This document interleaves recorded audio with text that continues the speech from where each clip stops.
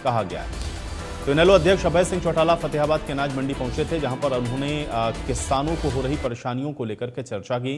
इसके साथ ही अभय चौटाला ने मंडी सचिव को भी चेतावनी दी है। उन्होंने कहा है कि एडिशनल मंडी के बाहर ट्रैक्टरों की लाइन लगी हुई है।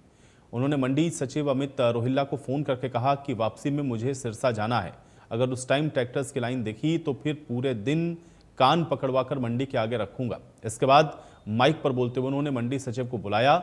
उनके पास पहुंचे सचिव से कहा कि माइक पर आकर के बताओ कि किसानों को कोई दिक्कत नहीं आएगी।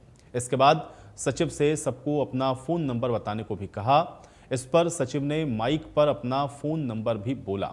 दरअसल अभय चौटाला प्रदेश की सभी अनाज मंडियों का दौरा कर रहे हैं। इस दौरान अभय चौटाला ने कहा कि बीजेपी सरकार ने गेहूं खरीद के लिए बायोमेट्रिक वेरिफिकेशन का नियम बनाकर किसानों को परेशान करने का काम किया है, मगर इनेलो ने मजबूती से किसानों की आवाज को बुलंद कर सरकार को पीछे हटने पर मजबूर कर दिया है।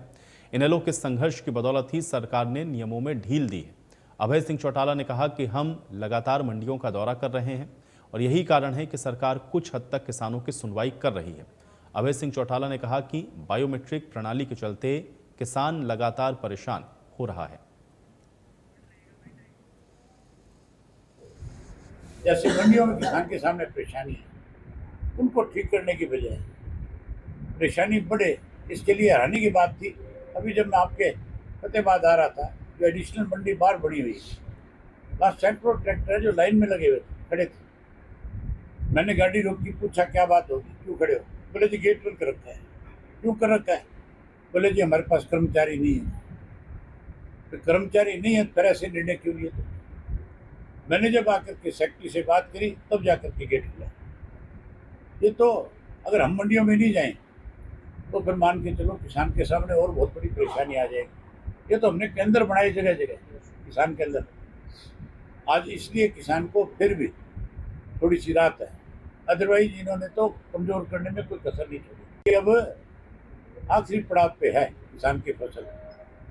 अब थोड़े से और ज़्यादा बढ़िया इंतजाम करो और ये बायोमेट्रिक बंद करके किसान की फसल को तुरंत खरीदो, ताकि आने वाले समय में कल ही बारिश बताई जा रही है, अगर बारिश पड़ गई तो किसान की फसल खराब हो जाएगी कि नहीं हो जाएगी?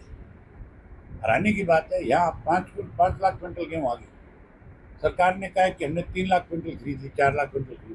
सेक्रेटरी भी बता रहा था। उठान क्या हुआ है? सिर्फ 13,000 क्विंटल। बाकी बारिश आ गई, भीगी तो नुकसान किसका है?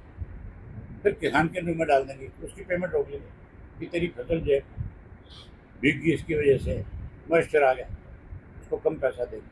शुरू की थी मेरी पेंशन बंद मत होने देना, वहीं जब मंडी बंद कर दी गई कच्ची, तब भी सीधी लोगों की मांग पे वीडियो कॉल के माध्यम से जब कच्चे आड़तियों ने प्रार्थना की कि भाई साहब हमारी मंडी बचा लो, तो ये जो दो लड़ाई शुरू की, जो पेंशन की लड़ाई शुरू की थी,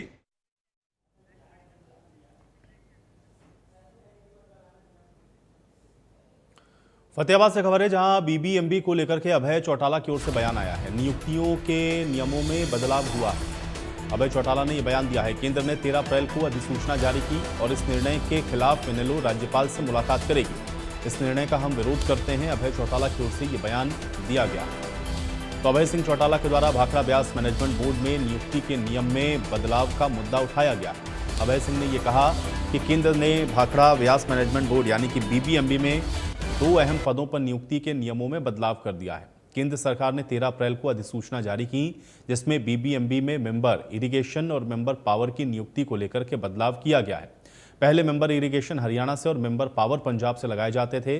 अब इस नई अधिसूचना में इन दोनों पदों पर नियुक्ति किसी भी राज्य से हो सकती है।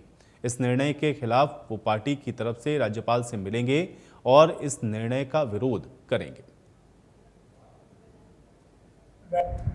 कल ही एक नया फैसला है जिससे हरियाणा को आने वाले समय में जो पानी हमें भाखड़ा से मिल रहा था उसमें भी और कमी आ जाएगी। पहले भाखड़ा का जो मैनेजमेंट था वो 60-40 के रेशो से था। 60% अधिकारी जो पंजाब के लगते थे, 40% हमारे लगते थे, और वो आपस में बैठ करके अपने अपने राइट के लिए, कितना पानी हरियाणा को मिले, कितना पंजाब को जाए, इसके लिए बैठ करके आपस में फैसला करते थे। अब केंद्र की सरकार ने, बीजेपी के ने निर्णय ले लिया कि भाखड़ा मैनेजमेंट का जो है पंजाब हरियाणा का राइट खत्म करके वो किसी भी राज्य को दे सकते हैं या किसी एजेंसी को सौंप सकते हैं। पंजाब की सरकार ने इसको लेकर के बहुत बड़ा विरोध जताया। हमारी सरकार की भी ये जिम्मेवारी बनती थी कि जैसे पंजाब ने विरोध किया उसी तरह से हमारी सरकार भी केंद्र के सामने इसको लेकर के अपनी तरफ से सरकार को अपने राइट्स के लिए मजबूर कर दिया। हरियाणा के हितों के लिए उसको लड़ना चाहिए था, लड़ने की बजाय सरेंडर कर गए। हम इसका विरोध करते हैं और इस इशू को लेकर के हम जल्दी गवर्नर से मिलेंगे और गवर्नर से कहेंगे कि भाई आप हमारे संवैधानिक हेड हो और हमारे हरियाणा प्रदेश के साथ अगर कोई इस किस्म के फैसले